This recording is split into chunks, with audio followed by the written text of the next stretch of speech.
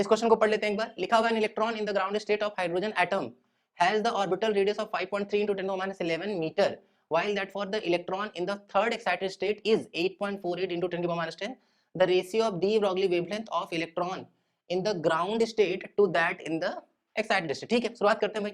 सबसे पहले हाइड्रोजन वगैरह की बात कर रहे हैं, बोर एटॉमिक मॉडल लगाएंगे और डी ब्रॉगली वेवलेंथ के बारे में सोचेंगे। बोर एटॉमिक मॉडल में हम लोगों के पास दो ही इक्वेशन था, एक तो ये था कि MVR is equals to NH/2π, और एक था हम लोगों का फॉर्मूला क्या कि MV² इज इक्वल्स टू क्या था KZE इनटू में E डिवाइडेड बाई R²।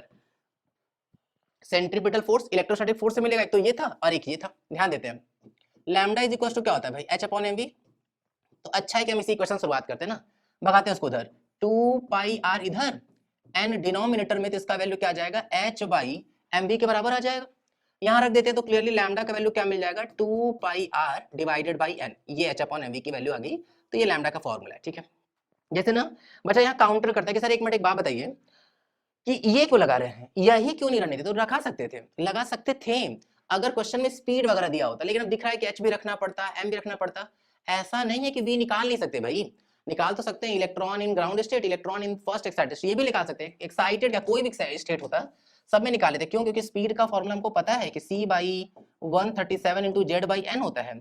लेकिन बात ये है ना कि नोन क्वांटिटी हिसाब से जाएंगे ना, जब हमको R पता ही है तो हम क्यों इतना कॉम्प्लिकेटेड सोचे कि V पता लगाएं, M रखें, H रखें, मल्टीप्लाई करें।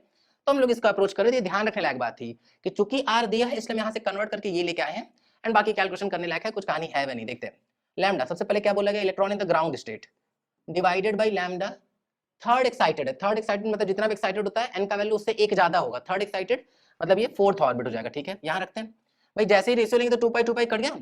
Radius in the ground state कितना दिया हुआ है 5.3 into 10⁻11 डिवाइडेड बाई n की जगह पे 1।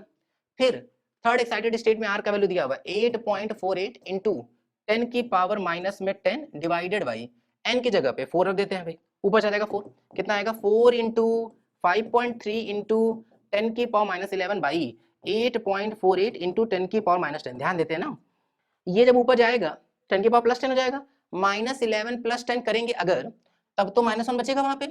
4 5 जा 20 है ना। अगर हम लोग ध्यान से देखें क्या मिलेगा, 4 3 जा 12, 1 कैरी, 4 5 जा 20, 212 आ जाएगा। 212 यहाँ पे लगेगा, लेकिन चूंकि 10⁻1 है तो हम इधर खिसका दे रहे हैं। 2.12 डिवाइडेड बाई 8.48, अगर हम इसको कट कर दे तो आ जाएगा कितना 1/4।